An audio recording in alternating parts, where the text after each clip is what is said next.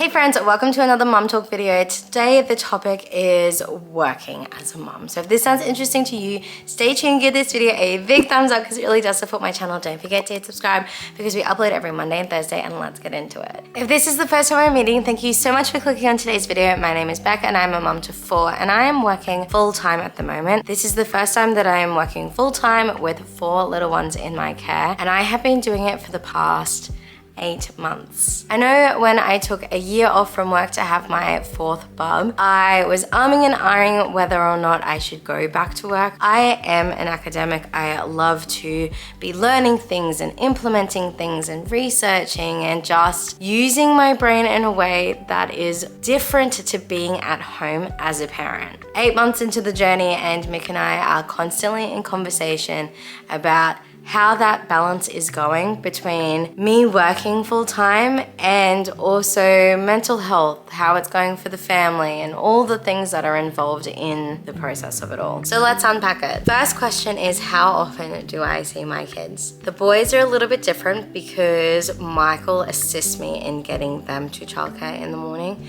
So there are some mornings that I don't see them at all, and I'll see them for maybe 2 hours, 2.5 hours in the afternoon on weekdays, just depending on how busy my days are and when I pick them up from childcare. I usually try to get there around 4:30, but then on Tuesdays I don't pick them up at all because our eldest has extracurricular activities. That means I have to take her to that. On Wednesdays I pick them up as early as 3:30 because my youngest has extracurricular activities. So it is depending on the day, but roughly I would say maybe 2.5 hours a day I see the boys. Now, the girls are a different kettle of fish because they actually come to work with me. So I get an extra maybe hour and a half in the morning, and then they stay up a little bit longer. So I probably get another 2.5 to 3 hours with them. I also do see them sporadically throughout the day, and whenever I do see them, I make sure to give them cuddles and kisses, which is the exciting part of my job, is that I do actually get to interact with them when I can. Is it the same as staying at home? Absolutely not. But in saying that, if I was staying at home with the boys, I wouldn't be seeing the girls as much as I do. What are our childcare options? There are a couple. One being family. If you have extended family who can look after your kids, that is a fantastic option. When we had just the 2 girls, we were using family daycare because childcare nurseries are a very tricky situation to navigate because there are so many babies, and it's going to be the same at whatever center that you are at. Babies wake up other babies. It's harder to get a solid sleep schedule out of them. I have found since my kids have left nursery and gone into other rooms, they have been fine. At the moment, we are at a daycare center and we find it's the best for our family because it's convenient in the drop-offs for the mornings and the pickups in the afternoon. If we were doing family daycare for the boys and school for the girls and work for me, it would just be too much, and efficiency helps with the mental load when you are working full-time. So making things easier for you. And it's not the fact that we have done it out of convenience, it just so happens to be that that is the childcare center that we wanted to send our kids to from the beginning. So I'm very blessed in that. Options are either family daycare, or daycare centers. I know a question that I ask myself a lot of times is this financially worth it? Me adding an extra ball to juggle, is it worth it for what I'm putting into it? And the answer is yes. For me personally, in my chosen profession, me going back to full-time work is absolutely beneficial for our family and for providing for our family in the current season of life, but also in the future. And Michael and I have goals and dreams that we want to do, especially after the kids are out doing their own thing and we're empty nesting. And for that to happen, we need to do this part of juggling work-life balance for it all. But we did the calculations, and if I wasn't bringing in income and if the boys weren't in childcare,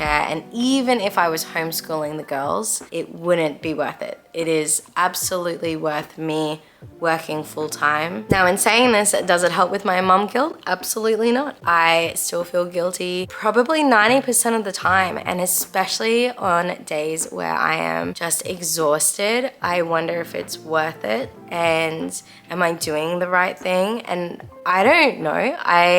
I'm hoping that I am. I know on a financial level it's the right choice, but I never want to be sacrificing my kids and their childhood and me actually mothering them because I'm spent on my work. Does working full-time affect my relationship with Michael? Yes and no. I feel like it definitely has the potential for it to destroy my relationship with Michael because we are very exhausted.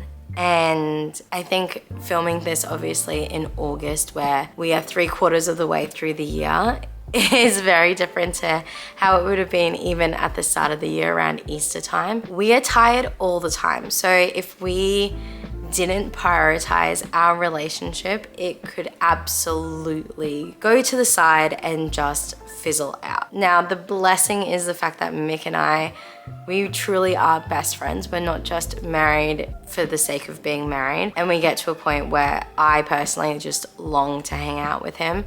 And so that's when we'll be doing games and cards and doing home date ideas or watching movies and having like a little tapas board and hanging out in that sort of way. We have a lot of D&Ms, just doing that maintenance part of our relationship. But at the moment, because the boys still aren't sleeping through, we've had sickness go through the household, we wake up exhausted, we're rushing to work, we do work. There's extracurricular activities in the afternoon. By the time he comes home, dinner needs to be on the table, kids need to be eating, showered and bathed, and then they go to bed, and then there's things that we want to do for ourselves. There's also things that we need to do in regards to maintenance for chores in the house. So by the time that we actually have the ability to maintain our marriage, we want to be going to bed. It has the potential absolutely to affect our marriage in a negative way, but we're not letting it. Does working full-time affect my mental health? Yes.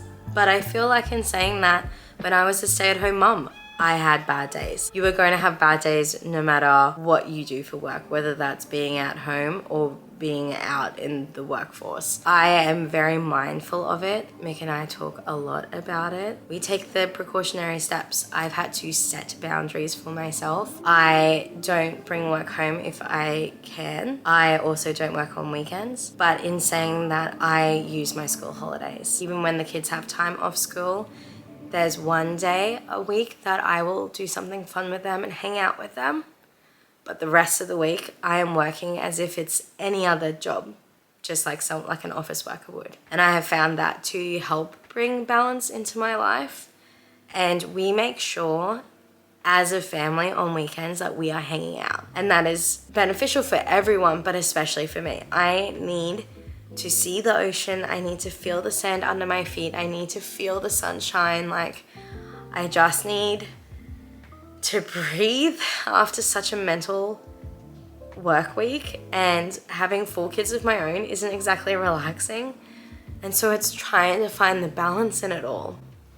So I don't necessarily believe that working is the reason why I have to be proactive in my mental health. I feel like it's just the season of life that I'm in, and I'm thankful that work is something that I do for me. I enjoy my profession. I love it so much. So I guess it's kind of twofold in regards to I love my job, but it can be stressful. I love being a parent, but that can be stressful. So how do you balance it out? As working parents, what is our parenting style? Ours has definitely evolved and changed. Looking at the way that we parented Amira when it was just her is very different to how we parent the 4 kids. Knowledge is definitely power, and I feel like the more that we've researched, the more we've understood what we want it to be as parents. I know from my own profession that fear-based parenting is only successful until they're about 10. And then what do you do after that? We didn't want to go down that authoritarian route, which has landed us on gentle parenting. Now, gentle parenting doesn't mean that we let our kids walk all over us. It actually means that we are modeling and guiding our kids through emotions and problem solving when life is difficult, and it is definitely difficult at the moment. And so our kids are seeing Michael and I do this in real life.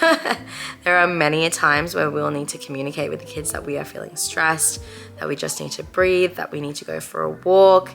And our kids are actually even starting to help each other out. So the bigger kids are helping the little kids out. The ultimate goal for us picking this style is that when our kids are in their teenage years and they are feeling feelings and experiencing life independently, we want them to know that we are not going to be reactive to any situation, that we're going to validate their emotions, walk with them, and then if they need us to problem solve, we will be there for them. We don't want our kids to be scared that we're going to react negatively because they've stuffed up, because we all stuff up and we just want to be that safe place here at home. So that's the reason why we've picked gentle parenting. We've been doing it for maybe 18 months, 2 years, and finding it very successful. What does my routine look like realistically? And this year I've had 2 variations of it. There was a season where I was getting up at 6:30, I was doing half an hour of exercise, having some me time, getting the kids up, then going to work,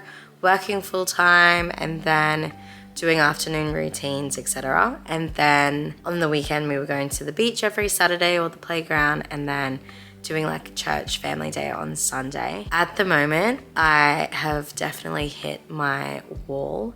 So I am not getting up until last minute, and it's so bad. I'm probably getting up sometime after 7 and rushing out the door in like 20-25 minutes, which is not good. I know it's not good. And then the afternoons, I really truly am trying to get out of work as fast as I can, but I even had one day where I was still at work at 5, which I know doesn't seem big for some people, but for me that was massive. I struggle with dinners. I've had to try and figure out how to provide dinners for my family because I don't want to do takeout all the time and I don't want to be eating high processed foods all the time. 5 dinners 1 hour has definitely been a lifesaver for me because I am able to meal prep all my dinners for the week and I know in advance what I'm having for the week. And it's great because I know exactly what's inside of there.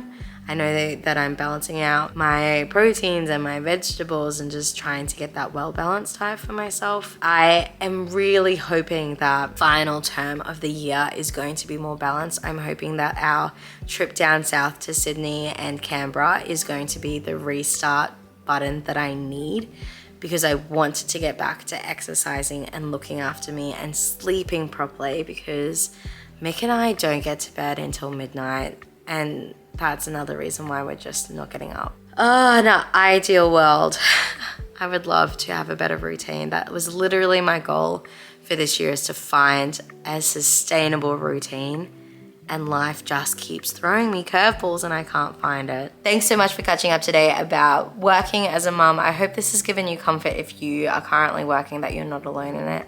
But if you want to do some more catch-ups, I've left some videos here on the end screen for you, because this parenting gig doesn't come with a rule book. We only have each other, and I'll see you in my next video. Bye.